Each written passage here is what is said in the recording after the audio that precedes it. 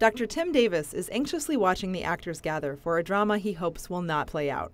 Dr. Davis is an ecologist with the Great Lakes Environmental Research Laboratory. His specialty, harmful algae blooms.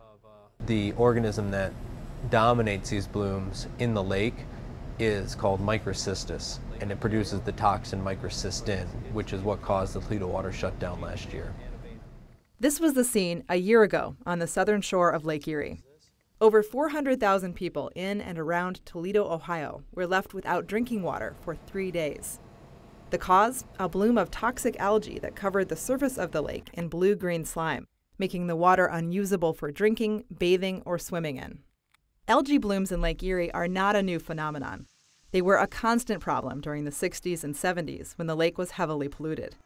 What is new is one of the causes of the blooms: agriculture. Tons of chemical fertilizer are sprayed on the fields in Ohio every year. Not all of the fertilizer is absorbed into the soil, and during heavy spring rains, the remainder flows off of fields into streams, down rivers, and out to the lake. The fertilizer is loaded with phosphorus, an algae superfood. Combine the phosphate runoff with warming temperatures due to climate change, and you've got the perfect recipe for an algae bloom. 2014 was not the worst algae bloom on record or the largest. The largest bloom occurred in 2011 when 2,000 square miles of the lake's surface were covered in green gunk.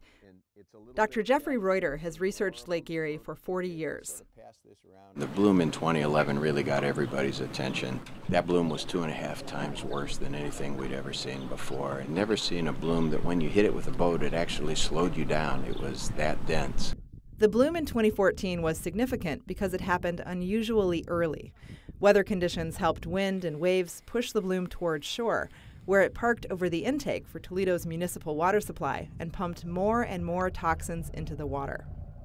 Once the toxins reached harmful levels, Toledo had no choice but to ban the use of its water.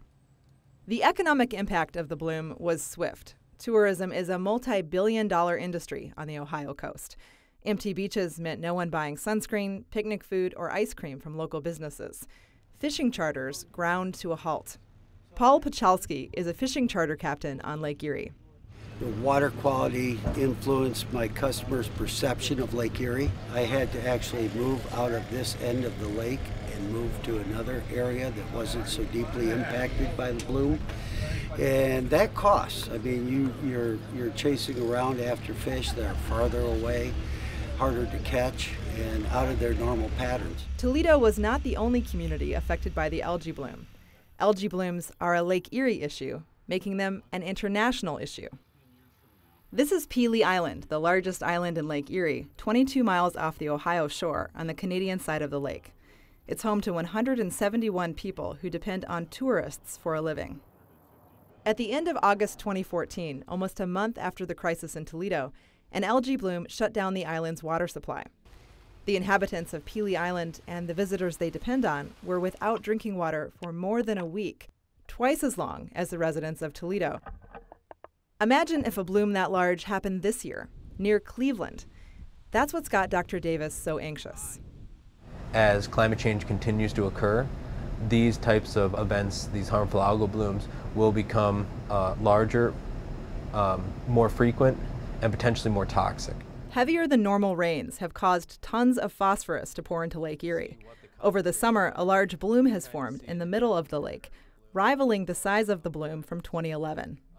So far, the amount of toxins in the water has remained low, but the bloom will remain a threat to drinking water until it completely disappears. We hope there is not going to be another water crisis, but it's hard to tell at this point.